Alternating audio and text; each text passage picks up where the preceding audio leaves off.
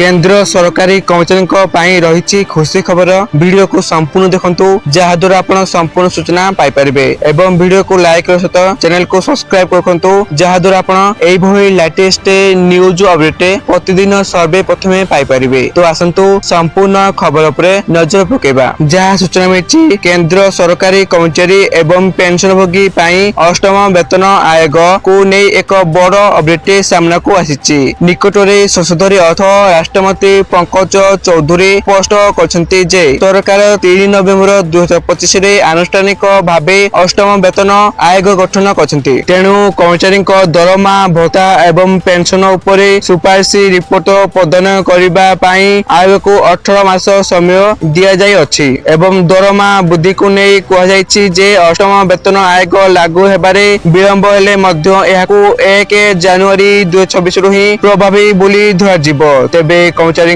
हाथ को वर्धित दरमा आसबारे किछि समय लागि पारे एवं जेएनजेडसीएफओ रो प्रतिष्ठाता सीए मनीषी मिश्र एही संभाव्य विलंबर कारण स्पष्ट करी कहछन्ति जे कागज पत्र रे एहा जनवरी 1 रु लागू हेबाकू थिले भी वास्तव रे वर्धित दरमा कर्मचारी बैंक खाता रे 2026 शेष आड़कू अथवा 2026-27 आर्थिक वर्ष मध्य पहुंचवार संभावना रही। पूर्व वेतन आयोग गुड़िक समय मध्य समान धरणर विलंब देखा मिलता एवं कर्मचारी मानक अष्टम वेतन आयोग अधीन बकेया अर्थ प्रदान कर पूर्ण संभावना रही। संशोधित वेतन प्रदान जेते विलंब हेले मध्य एहार विलंब 1 जनवरी 2026 रु ही कारण एही दिन ही सप्तम वेतन आयोगर कार्यकाल शेष हेउछि। तेणु कर्मचारी माने निजर प्राप्त बकेया राशि निश्चिंत भाव में पाइबे एने सूचना रही। आप वीडियो को संपूर्ण देखिथिबारु आप